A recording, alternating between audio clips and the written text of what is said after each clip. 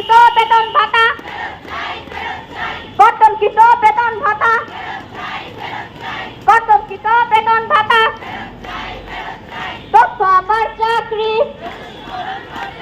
তথ্য আবার চাকরি, আমাদের 2 দফা, তথ্য আবার চাকরি, রাজস্বকরণ করতে হবে, রাজস্বকরণ করতে হবে,